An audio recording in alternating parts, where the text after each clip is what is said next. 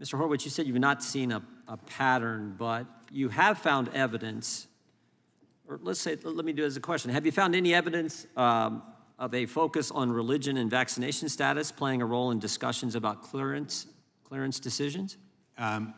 We certainly did, as to Mr. Allen. Of course. I mean, that's the whole point. I thought, you know, his email questioning the leadership at the FBI, they used that. They used his vaccination status. They used his religion. I thought pretty soon they were going to accuse Marcus Allen of writing Project 2025. I thought that might happen. You didn't write Project 2025, did you, Mr. Allen? No, you had nothing to do with that. Mr. Levitt, you didn't either. Right, and I know Mr. Horowitz didn't have anything to do with that. Let's go to this questionnaire, because this questionnaire that was used by the FBI in these clearance discussions, I find very troubling. In the opening, in the sort of the preamble before they get to the questions, they say they're asking colleagues to rat on fellow colleagues. They say, you are being asked to provide information as a fact witness. Should you refuse to answer or fail to reply, action against your security clearance may be undertaken.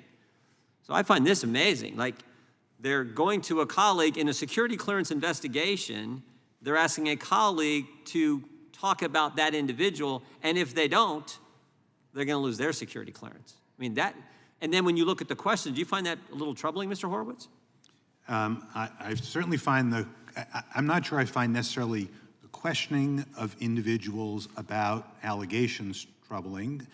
How you tell them about it and talk to them about it is concerning, as you indicated, and certainly the questions were highly appropriate. Certainly coupled together. Hey, we're doing a security investigation on Mr. Allen, as an example, and if you don't answer it, your security clearance is in jeopardy. And oh, by the way, here's the question. Did Mr. Allen ever voice support for President Trump? Did Mr. Allen ever express concerns about the COVID-19 vaccination? Did Mr. Allen ever attend a gun rally?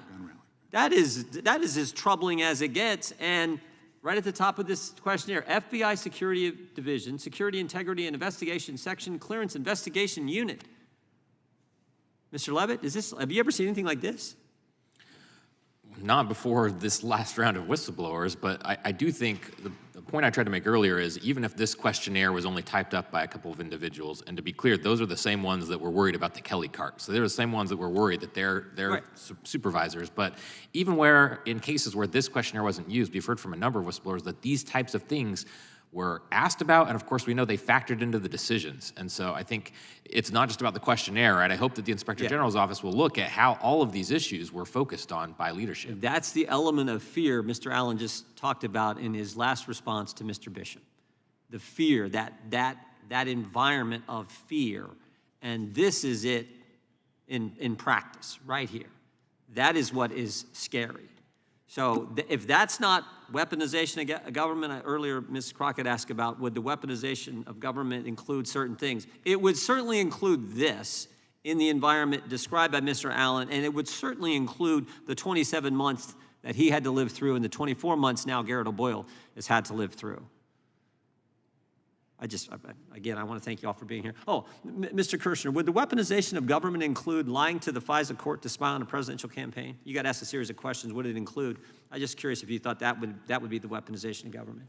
You know, lying to a court, any court, FISA court or otherwise, is deeply troubling. That wasn't the question. Would the weaponization of government include lying to a FISA court to spy on a presidential campaign? I would suppose it could. Could? Yeah. Oh, good. Okay. Would it include text messages written by people who were involved in that effort to spy on presidential campaign? Text messages like, don't worry, we'll stop Trump. Would that be the weaponization of government as well? You know, I think that's inappropriate language because we're supposed to be doing our work, you know, apolitically, without fear or favor. So, you know, I think that's ill-advised.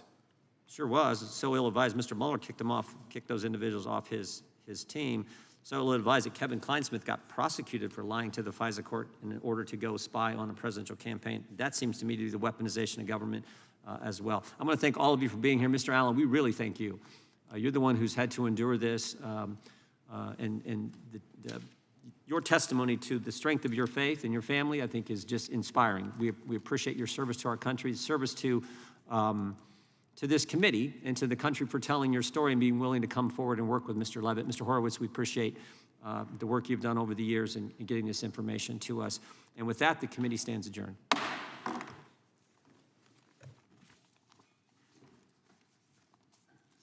Okay, Caroline.